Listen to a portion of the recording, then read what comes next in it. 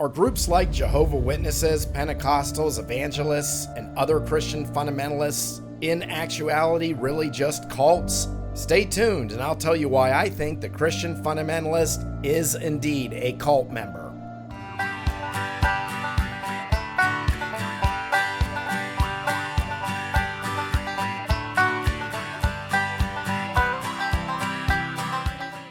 Well, this one will upset the Christian fundamentalist when you accuse him of being a cult member.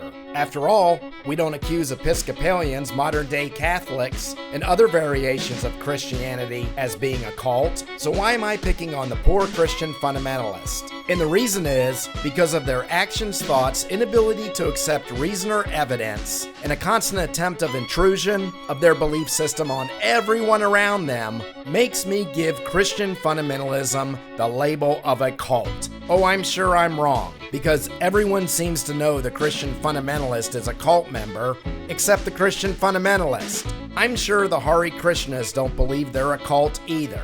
No member of a cult believes him to be of one. But I don't talk about beliefs, I talk about debunking Christian fundamentalism with evidence. And let's start with the basic definition of a cult. The definition of a cult, Merriam-Webster Dictionary. Cult, a religion regarded as unorthodox or spurious. 2.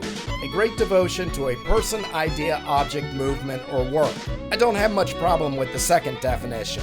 But let's look at the first definition. A religion regarded as unorthodox or spurious. And now Merriam-Webster's dictionary goes further to explain the context of the word spurious. Define, falsified or erroneously attributed origin. That was part 3 of the definition. Also in part 3, of deceitful nature and quality. Now the fundamentalist Christian will argue that they're not deceitful at all, nor are they erroneous. However, I will argue that their entire premise is based on deceit and erroneous. They believe the Bible to be the literal and infallible Word of God, even though we have proven, scientifically and historically, that their worldview on creation and Noah's Ark is completely false. And yet they hold on to the belief with the evidence right in front of them. That is deceitful and erroneous. Now those are just the literal definitions of a cult. Now you see, the difference between, say, the Catholics and the fundamentalists is that hundreds of years ago the Catholics also believed in Adam and Eve and Noah's Ark as well. But eventually, over the course of time, enough evidence was provided to where they finally let go of that belief system because they were proven wrong. They did not continue to deceive their followers. They did not continue to ignore clear evidence. And as science continues to grow over time, with the advanced methods of studying DNA sequencing, not to mention our ability to study distant stars, we can even more so prove the creationist worldview false. Nothing in the advancing of science has suggested that we should possibly take a second look at the creationist belief system as being valid. Now let's take a look at what are typical characteristics of a cult. Because, in fairness, the first definition from the Merriam-Webster Dictionary can simply mean religious devotion as well. And by that strict and technical definition, that's everyone who believes in religion. So then we have to delve deeper into the characteristics of cult-like behavior. And wherever you look, you're going to basically find these 3 definitions to a cult when demonstrating the behavior of its members. And you'll find this isn't how the Episcopalian or modern-day Catholic acts, or any of the other Christian religions outside of Christian fundamentalism. 1. The group is excessively zealous, hence the term zealot, with unquestioning commitment. As I stated in my first video, I have grown up around fundamentalists, I have dated fundamentalists, and I have had friends in the past who were fundamentalists. And they spend their entire existences finding God on every shelf and the devil in every cabinet. That overzealousness includes an absolute repression of attraction to the opposite sex, which is a normal part of growing up. Bart Ehrman says they actually had a 6-inch rule at the Moody Bible College, with absolutely no touching of any kind. So you're allowed to go off to war and die for your country, old enough to vote, but you're not allowed to put your arm around your girlfriend and heaven forbid you kiss her goodnight. That is excessive zealousness. being in a constant state of extremism for basically normal behavior, convinced that the devil was waiting around every corner, throwing your arms up in the air and swaying back and forth at every church service because you think the divine spirit has entered you, or spouting off gibberish thinking you're speaking in tongues, is not a member of a religion. It is a member of a cult. And that's exactly how these followers of these organizations operate in their day-to-day. One of my former friends states that he received the miracle of healing, he's heard the literal voice of God, and believed that an evangelist pastor in Africa years ago was raised from the dead.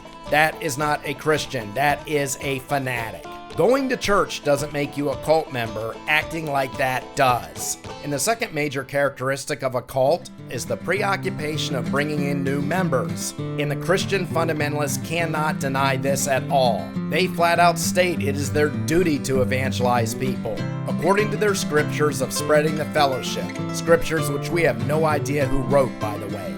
The Jehovah's Witnesses actually come to your door and interrupt your Sunday, trying to force their beliefs on you. I have actually had more than once these lunatics stop me in a store and ask me if I found the Lord, to which I always replied, sure, he was under my socks. I have been in the workplace, the social place, the dating place, the marketplace, and there is no place where the Christian fundamentalist doesn't think he has the right to intrude. I don't know much about the Jewish community, or those Episcopalians down the street, because they are not fanatical cult members. As a matter of fact, I don't think I can think of a time when I was in the presence of a fundamentalist that after a certain number of days had elapsed with being in contact with them, that they didn't try to force their beliefs on me. I cannot think of one incident where they simply minded their own business. And that's why the cult shoe fits so well on these people.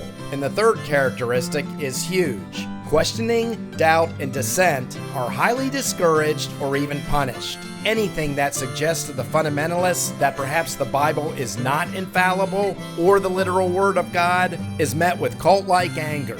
Never mind that they not only have no evidence to prove their belief system, but an overwhelming amount of evidence from every genre in every scientific community, countless historical documents, and general common sense states they're completely incorrect in their belief system. And that's the difference between a cult member and just a regular Christian.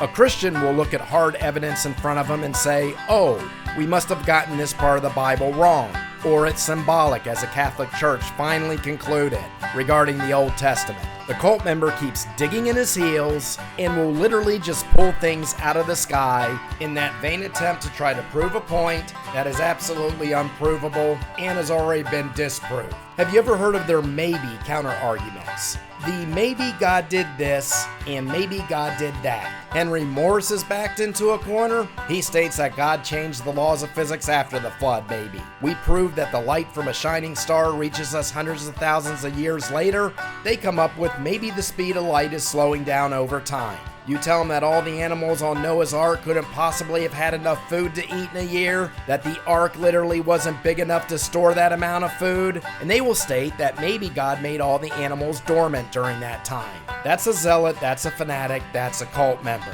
And unfortunately, if anyone's going to leave this cult, it's usually going to be in their late teens to early 20s. Because once somebody reaches about the age of 30, the cult is too firmly entrenched in their soul. But understand, there's a reason I'm not going after the Episcopalians. For these people simply belong to a religion. But you, Christian fundamentalists, you are a fanatical cult member. If you'd like to check out my book, The Second Fall, my version of what an offbeat apocalypse would resemble if Christ actually returned, a novel that the Christian fundamentalist will despise, check it out in the link in the video description below. And I'll see you on the next episode when we take the sword of reason and reality and thrust it into the heart of ignorance.